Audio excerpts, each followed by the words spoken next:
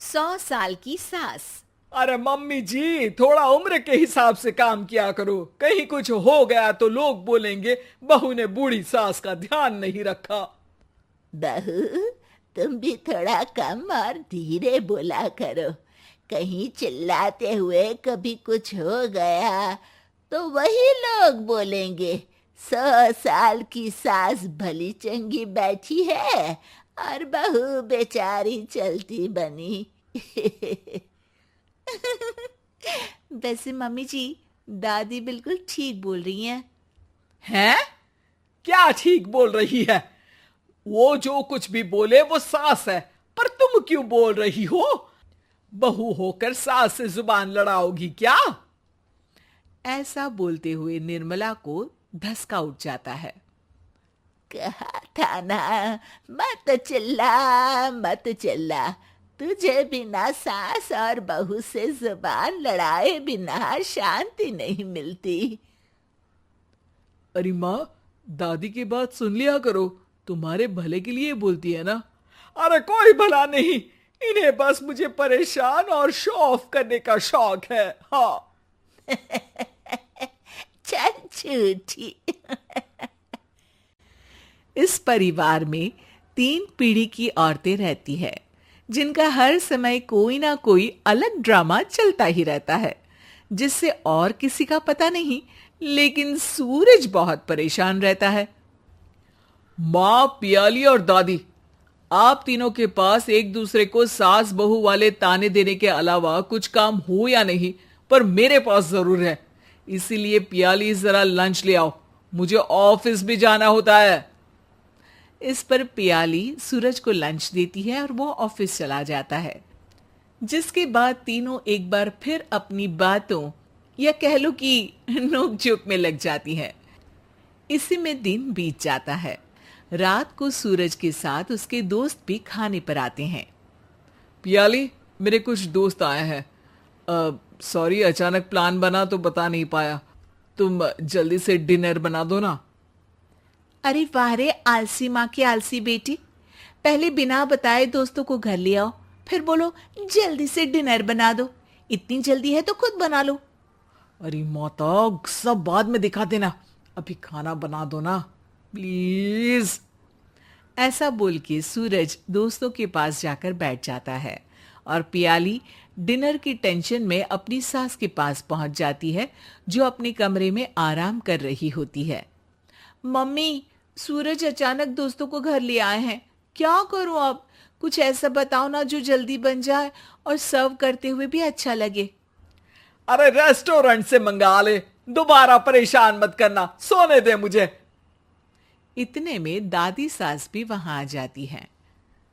वाह, आलसी का आइडिया भी उसी की तरह बेकार है।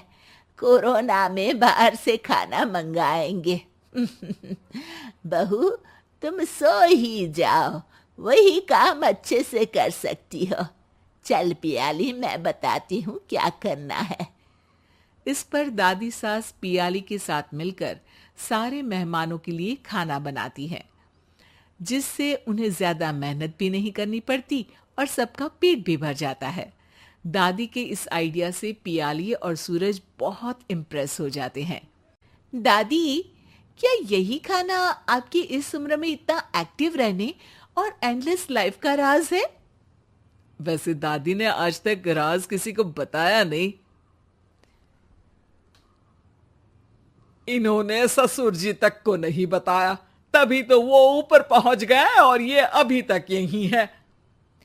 तेरी सास मेरे ऊपर पहुंचने का ही इंतजार कर रही है, पर इस आलसी का ये सपना पूरा नहीं होने वाला।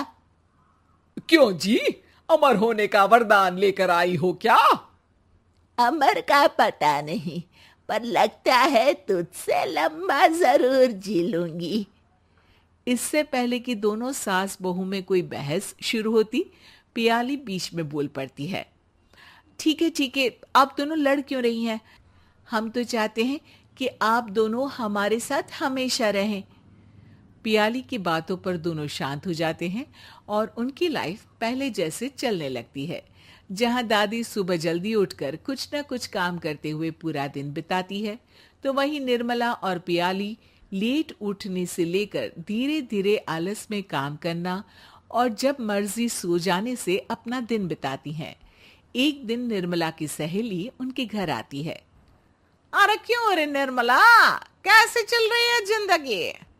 सब बढ़िया, बस ये बुढ़िया ऊपर जाए तो ज्यादा अच्छा होगा। अरे ऐसा क्यों बोलती हो?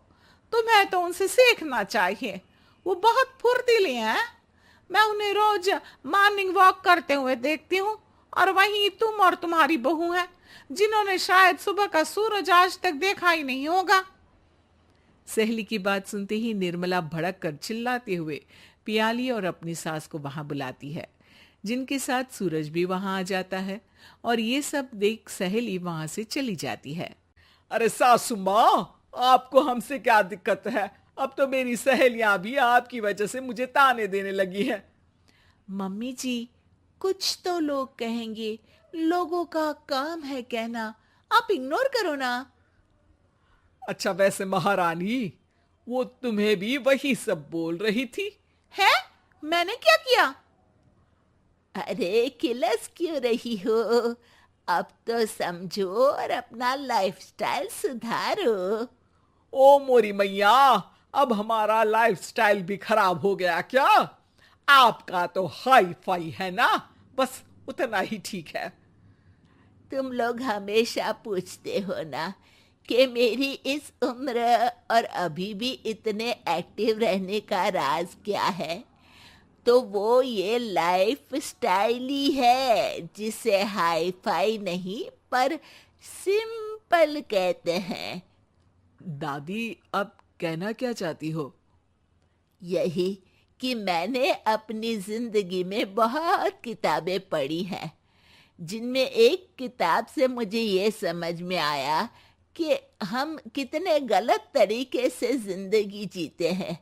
उसी के बाद मैंने एक अच्छे जीवन के लिए इकिगाई रूल अपनाया, जिसका मकसद तो सिर्फ अच्छा जीवन जीना था।